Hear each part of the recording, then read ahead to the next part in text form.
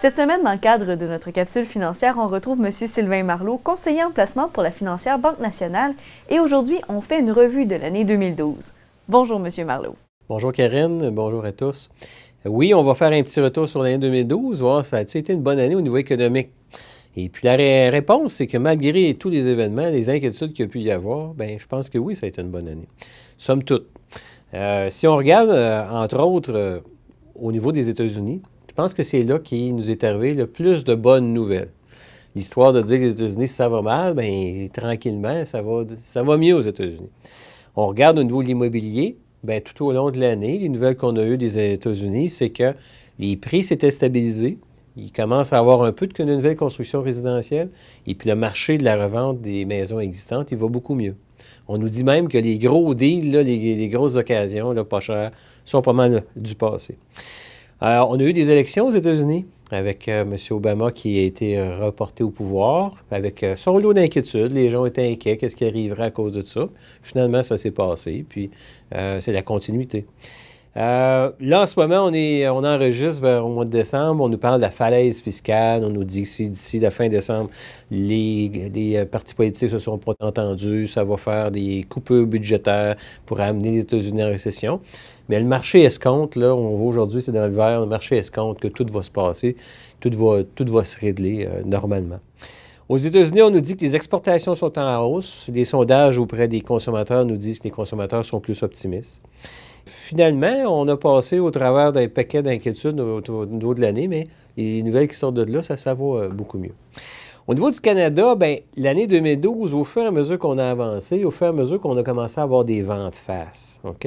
On voit au niveau de l'emploi qu'on est affecté un petit peu, là. Il commence à avoir un peu plus de chômage. Les inquiétudes en ce moment principales au Canada, c'est le marché résidentiel, les maisons. Ça fait déjà 1 an, 2 ans, même peut-être plus qu'on nous annonce qu'il va y avoir une chute des prix. En ce moment, en décembre 2012, la chute des prix n'est pas encore arrivée. On nous dit qu'à Vancouver, les prix ont commencé à baisser, mais on nous dit, entre autres, que le nombre de transactions a diminué. OK? Au mois de novembre, entre autres, les statistiques qui ont sorti, c'était à la baisse. Alors, c'est quelque chose qu'au fur et à mesure que l'année 2012 a avancé, c'est devenu de plus en plus présent.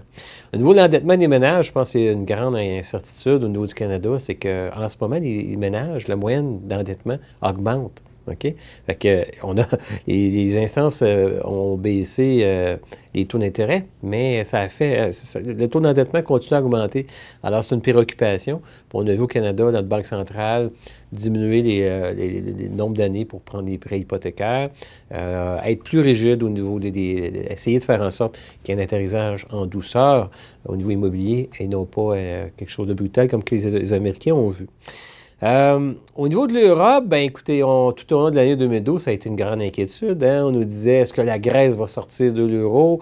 Est-ce qu'un pays qui va déclarer faillite, qui pourra plus rembourser ses créanciers? Puis finalement, bien, on finit l'année 2012, puis bon, oui, ils sont en récession en Europe, mais ils ont patché, ils ont réglé un petit peu leurs problèmes. Et en tout cas, tout est à faire encore, là, mais l'inquiétude est beaucoup disparue. Il y a en ce moment un peu plus de nouvelles qui sortent que même s'ils sont en récession, tranquillement, on peut penser, le marché boursier, entre autres, pourrait peut-être en 2013 être un peu mieux, parce qu'ils ont peut-être atteint le fond du baril en Europe. Au niveau de la planète monde, bien écoutez, la Chine a des taux de croissance économique d'en haut de 10 % depuis plusieurs années.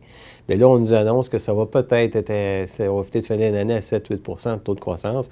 Ce qui est énorme encore, là. Au Canada, on a peut-être un taux de croissance d'1 à 2 %. En Chine, ils sont à 7-8 %, c'est encore grand, mais c'est quand même moins élevé que les années précédentes. Alors, on nous annonce quand même un atterrissage en douceur en Chine, tout reste à voir, mais ça ne fait pas un choc très brutal pour l'année 2012.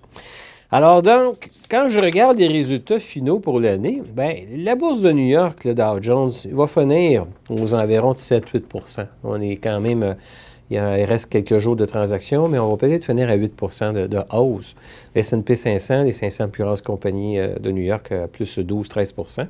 La bourse électronique des Nasdaq, 14,8 %. Le Toronto, 2 2,7 peut-être %. Fait qu'au Canada, là, ça fait déjà 2 ou 3 ans que le marché américain va mieux que le marché canadien. Entre autres, on a beaucoup de ressources au Canada. Fait que c'est quand même une année positive. Le pétrole, on finit à 85. Oups, l'année passée, à pareille date, on était à 100 $.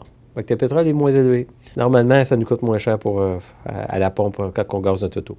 Le gaz naturel est à 3,35. À pareille date, il était à 3,28 $. Fait que ça s'est maintenu. Au niveau du prix de l'or, qu'on nous disait, l'or va continuer à monter. Bien, 1696, alors qu'on était ainsi l'an passé à 1631. Fait que c'est pas mal stable. Combien ça coûte de dollars canadiens pour acheter un dollar américain? Bien, de ce temps-ci, c'est à peu près 98 cents canadiens pour acheter un dollar américain, alors qu'à ce temps-ci l'an passé, fin 2011, ça coûtait à peu près 1,3 $ canadien pour acheter une pièce américaine. Le dollar versus euro, ça coûte à peu près 1 dollar canadien, 0,28 sous pour acheter 1 euro, alors que, voilà un an, ça coûtait 1,34 $ pour acheter 1 euro. Au niveau de l'inflation, bien, les chiffres qui vont sortir, ça va être une inflation d'à peu près 1,3 %. OK? Alors, ce n'est pas une menace qui va faire en sorte que les taux d'intérêt vont monter à court terme. Grosso modo, c'est une année, je pense qu'on peut dire positive pour l'année 2012. C'est une reprise. On est dans une phase normale de reprise qui va prendre quelques années. On arrive à 2013. Peut-être c'est juste en 2015 que les économies nord-américaines puis même européennes vont fonctionner à plein régime. Mais on est dans quand même une étape qui est positive.